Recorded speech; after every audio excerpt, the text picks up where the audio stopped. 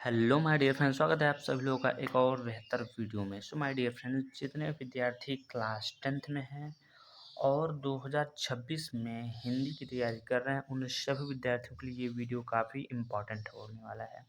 इस वीडियो हम लोग क्या करने वाले हैं, अति महत्वपूर्ण बहुविकल्पीय प्रश्न जो है पढ़ने वाले हैं, जो कि आपके बोर्ड एग्जाम के पॉइंट ऑफ व्यू से काफ़ी ज़्यादा महत्वपूर्ण होता है। ठीक है, तो हम क्या करेंगे, इस वीडियो में 20 ऑब्जेक्टिव क्वेश्चन जो है देखने वाले हैं। ठीक है, तो चलिए बिना टाइम वेस्ट करते हुए अपने क्वेश्चन की ओर चलते हैं। तो यहाँ पर आप लोग देख सकते हो, ये दिया गया आपका पहला क्वेश्चन। ठीक है, और क्वेश्चन नंबर पहले में क्या बोल रहा है, कह रहा है कि वैदेही वनवास के रचनाकर हैं। ठीक है, ऑप्शन नंबर ए में दिया गया Maithilisharan Gupt, option number B में दिया गया महादेव वर्मा, और ऑप्शन नंबर सी में दिया गया अयोध्या सिंह उपाध्याय हरिऔध। कहीं कहीं आपको क्या सीधा केवल ये देखिएगा हरिऔध, तो आपसे वहाँ पर पूछ सकता है कि हरिऔध का पूरा नाम, तो आपको बताना होगा अयोध्या सिंह उपाध्याय हरिऔध। ठीक है, और चौथे नंबर पे क्या दिया गया है, सिया रामशरण गुप्त, ये दिया गया है। तो देखिए, वैदेही वनवास के रचनाकार जो हैं वो हैं अयोध्या सिंह उपाध्याय, जो कि ऑप्शन नंबर यहाँ पर सी में दिया गया है। तो ऑप्शन नंबर सी क्वेश्चन का जो है करेक्ट ऑप्शन होगा। ठीक है, तो चलिए अब हम बात करते हैं क्वेश्चन नंबर दूसरे को। यहाँ पर आप लोग देख सकते हैं, ये दिया गया आपका क्वेश्चन नंबर दूसरा, और क्वेश्चन नंबर दूसरे में क्या बोल रहा है, प्रयोगवाद के कवि हैं। ऑप्शन नंबर ए में दिया गया भूषण। ठीक है, ऑप्शन नंबर बी में दिया गया अज्ञेय। ठीक है, ऑप्शन नंबर सी में क्या दिया गया, सुमित्रा नंदन पंत, और ऑप्शन नंबर डी में क्या दिया है, महादेवी वर्मा दिया गया है। ठीक है, तो देखिए, प्रयोगवाद के जो कवि हैं, ठीक है, या प्रवर्तक भी बोल लो, तो उसके प्रवर्तक हैं आपके कौन, अज्ञेय जी हैं। ठीक है, तो चलिए हम लोग समझते हैं अब क्वेश्चन नंबर यहाँ पर तीसरे को। ठीक है, तो क्वेश्चन नंबर तीसरे में क्या दिया गया है, उसका ऑप्शन थोड़ा सा इसको ऊपर कर देते हैं। ठीक है, यहाँ पर दिया गया है, आपका पूछ रहा है यहाँ पर भाव विलास के रचनाकार हैं। ठीक है, रचनाकार हैं। ऑप्शन नंबर ए में दिया गया चिंतामणि, ऑप्शन नंबर बी में दिया गया बिहारी, और ऑप्शन नंबर सी में क्या दिया गया, मतीराम दिया गया है, और ऑप्शन नंबर डी में क्या दिया गया, तो देव दिया गया है। ठीक है, तो इस क्वेश्चन का जो करेक्ट ऑप्शन हो जाएगा वो हो जाएगा ऑप्शन नंबर डी, जो कि दिया गया है देव, यानी भाव विलास के रचनाकार अगर पूछा जाएगा या फिर रचनाकार पूछा जाएगा तो आपको बताना होगा देव। ठीक है, तो चलिए बढ़ते हैं अपने नेक्स्ट क्वेश्चन की ओर। यहाँ पर आप लोग देख सकते हैं, ये है आपका क्वेश्चन नंबर चौथा। यहाँ पर तीसरा लिखा है बट ये चौथा क्वेश्चन है, क्योंकि तीसरा तो ऊपर है। ठीक है, तो क्वेश्चन नंबर तीसरा में चौथे में क्या बोल रहा है, कला और बूढ़ा चांद के रचनाकार है। ये रचना जो है इम्पॉर्टेंट, आप मान लीजिए इसे बहुत ज़्यादा इम्पॉर्टेंट। ठीक है, स्टार बना लीजिए इस पर, ये काफ़ी ज़्यादा इम्पॉर्टेंट क्वेश्चन है।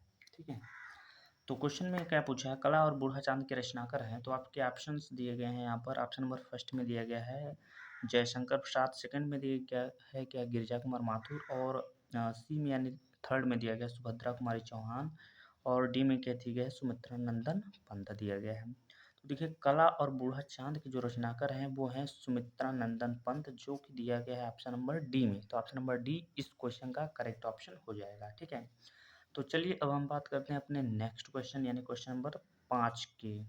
ठीक है, यहाँ पर दिया गया है क्वेश्चन नंबर में 5 में, कह रहा है नीट का निर्माण फिर किस विधा की रचना है। ऑप्शन नंबर ए में दिया गया जीवनी, ऑप्शन नंबर बी में दिया गया आत्मकथा, और ऑप्शन नंबर सी में दिया गया रेखा चित्र, ऑप्शन नंबर डी में क्या दिया गया, एकांकी दिया गया है। तो नीट का निर्माण फिर, ये जो रचना है ये आत्मकथा विधा की रचना है। आप कमेंट बॉक्स में ज़रूर बताइएगा कि नीट का निर्माण फिर ये किसकी रचना है, क्या बताना होगा, किसकी रचना है। ठीक है, तो चलिए अब हम लोग बढ़ते हैं अपने नेक्स्ट क्वेश्चन यानी क्वेश्चन नंबर 6 की ओर। तो यहाँ पर आप लोग देख सकते हो, ये दिया गया है आपका क्वेश्चन नंबर छठवां। क्वेश्चन नंबर छठवां में क्या बोल रहा है, परीक्षा गुरु विधा की रचना है, यानी पूछना चाहता है परीक्षा गुरु जो रचना है वो किस विधा की रचना है।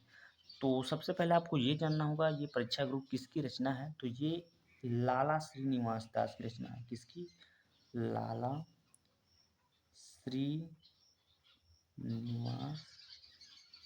दास। ठीक है, लाला श्रीनिवास दास की रचना है, और किस विधा की रचना है वो आपको बताना होगा। तो ऑप्शन नंबर ए में दिया गया है आत्मकथा, बी में दिया गया है एकांकी, और सी में दिया गया क्या, उपन्यास, और डी में क्या दिया गया है, तो रेखा चित्र दिया गया है।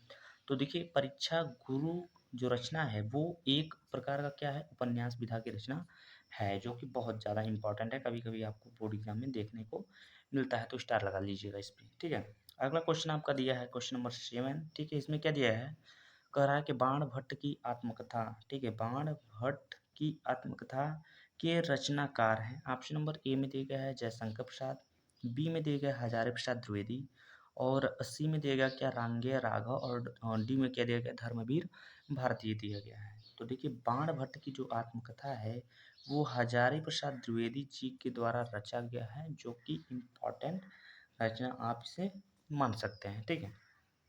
चलिए अगला क्वेश्चन रहा यहाँ पर क्वेश्चन नंबर 8। क्वेश्चन नंबर 8 में आपसे क्या पूछ रहा है, कह रहा है यहाँ पर क्वेश्चन कि रस के कितने अंग होते हैं। ऑप्शन नंबर ए में दिया गया है यहाँ पर 5, बी में दिया गया है यहाँ पर 3, और सी में दिया गया है 4, और डी में क्या दिया गया है तो 8 दिया गया है। तो देखिए रस के कितने अंग होते हैं, तो रस के 4 अंग होते हैं, तो ऑप्शन नंबर इसका सी वाला करेक्ट ऑप्शन हो जाएगा। तो चलिए अपने नेक्स्ट क्वेश्चन को देखते हैं यहाँ पर क्वेश्चन नंबर 9। क्वेश्चन नंबर 9 में आपसे यहाँ पर क्या पूछा है, कह रहा है कि पायो जी मैंने राम रतन धन पायो पंक्ति में कौन सा अलंकार है। ये अलंकार से क्वेश्चन आपके बोर्ड एग्जाम में 1 नंबर में आपसे यहाँ पर पूछेगा, क्योंकि रस छंद अलंकार जो भी थे सबको बहुविकल्पी में यहाँ पर समेट दिया है, ठीक है। तो ऑप्शन नंबर ए में दिया गया है उपमा अलंकार, ऑप्शन नंबर बी में दिया गया है रूपक अलंकार, और ऑप्शन नंबर सी में क्या दिया गया है उत्प्रेक्षा अलंकार, और ऑप्शन नंबर डी में क्या दिया गया है यमक अलंकार। तो देखिए उपमा अलंकार और उत्प्रेक्षा अलंकार तो बिल्कुल भी नहीं होगा, क्योंकि इसमें क्या होता है, उपमा में क्या होता है सा सी से सरस होता है, उत्प्रेक्षा में क्या होता है ज्यों त्यों ये सब शब्द आते हैं बीच में, और यमक में क्या होता है, यमक में आपकी जो है शब्द की पुनरावृत्ति होती है, और यहाँ पर शब्द की पुनरावृत्ति नहीं हुई है, इसका मतलब ये हुआ कि ये रूपक अलंकार का उदाहरण है। तो ऑप्शन नंबर इसका जो है बी वाला करेक्ट ऑप्शन हो जाएगा, ठीक है। आई होप आप लोग समझ पाए होंगे यहाँ पर। तो चलिए चलते हैं अपने क्वेश्चन नंबर 10 में की ओर। यहाँ पर आप लोग देख सकते हैं ये दिया गया क्वेश्चन नंबर 10। क्वेश्चन नंबर 10 में आपसे क्या पूछ रहा है यहाँ पर, क्वेश्चन नंबर 10 में आपसे यहाँ पर क्या पूछ रहा है, कह रहा है सोरठा के पहले एवं सॉरी सोरठा के पहले चरण में कितनी मात्राएं होती हैं, ठीक है। तो सोरठा के पहले चरण में भाई सबको पता है 13 मात्राएं होती हैं, बिना कहे सुने यहाँ पर ऑप्शन नंबर ए पर टिक कर देना होगा आपको। चलिए यहाँ पर देखते हैं क्वेश्चन नंबर 11 को। क्वेश्चन नंबर 11 में क्या पूछ रहा है कि निर्दय में प्रयुक्त उपसर्ग है। आई होप आप सभी को उपसर्ग पता होगा। उपसर्ग वे शब्द होते हैं जो शब्द के प्रारंभ में लगते हैं, शुरुआत में लगते हैं, क्या लगते हैं शुरुआत में लगते हैं, ठीक है। तो सबसे पहले ऑप्शन नंबर ए में दिया गया द दिया गया, यहाँ पर नी दिया गया है, और ऑप्शन नंबर सी में दिया गया निर दिया गया, और ऑप्शन नंबर डी में कहते हैं निर दिया गया है। तो यहाँ भी निर लिखा है, यहाँ भी निर लिखा है, तो इसमें अब कौन सा वाला हमारा जो करेक्ट ऑप्शन होगा। तो ऑप्शन यहाँ पर देखिए, यहाँ पर छोटी ई की मात्रा लगा है, तो ये बड़ी ई की मात्रा नहीं छोटी ई की मात्रा वाला ऑप्शन होगा। तो ऑप्शन नंबर सी जो होगा ये करेक्ट ऑप्शन हो जाएगा, ठीक है। तो चलिए अब हम लोग चलते हैं अपने क्वेश्चन नंबर 12 की ओर। तो चलिए यहाँ पर आप लोग देख सकते हो ये दिया गया है आपका क्वेश्चन नंबर 12, और क्वेश्चन नंबर 12 में क्या बोल रहा है, कह रहा है नील गाय में कौन सा समास है, ठीक है। तो नील गाय में यहाँ पर कौन सा समास है, तो आप लोग कमेंट बॉक्स में ज़रूर बताइएगा इसमें कौन सा समास है। सबसे पहला जो ऑप्शन आपका दिया गया है कर्मधारय समास, कर्मधारय समास के बाद यहाँ पर दूसरे ऑप्शन में क्या दिया गया है द्वंद्व समास, तीसरे में दिया गया है द्विगु समास, और चौथे में क्या दिया गया है यानी डी में क्या दिया है बहुव्रीहि समास दिया गया है। तो देखिए द्विगु समास में क्या होता है, पहला पद क्या होता है संख्यावाची होता है, जैसे कि क्या पूछेगा आपसे, जैसे कि यहाँ पर बोल सकता है आपका चौराहा।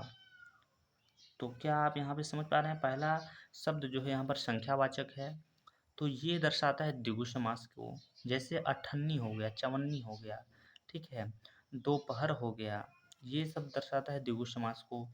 और द्वंद्व समास का मतलब होता है जैसे कि दो शब्द होते हैं, जैसे कि एक शब्द हम लिखते हैं यहाँ पर माता, और दूसरा शब्द लिखते हैं यहाँ पर पिता।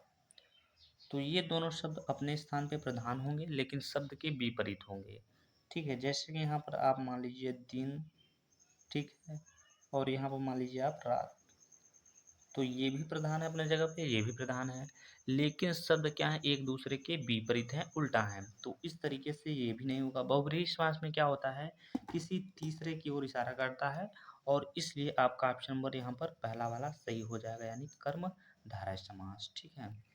तो चलिए अब हम लोग बढ़ते हैं अपने नेक्स्ट क्वेश्चन यानी क्वेश्चन नंबर 13 की ओर। यहाँ पर आप लोग देख सकते हैं क्वेश्चन नंबर 13 में क्या बोल रहा है, कह रहा है खेत का तत्सम रूप है। ऑप्शन नंबर ए में दिया गया भूमि, फिर ज़मीन दिया गया है, फिर क्षेत्र दिया गया है और फिर पृथ्वी दिया गया है। तो भूमि, ज़मीन, पृथ्वी ये सब क्या है, इन सबको हम क्या बोल सकते हैं, तो पर्यायवाची बोल सकते हैं। क्या बोल सकते हैं, पर्यायवाची बोल सकते हैं।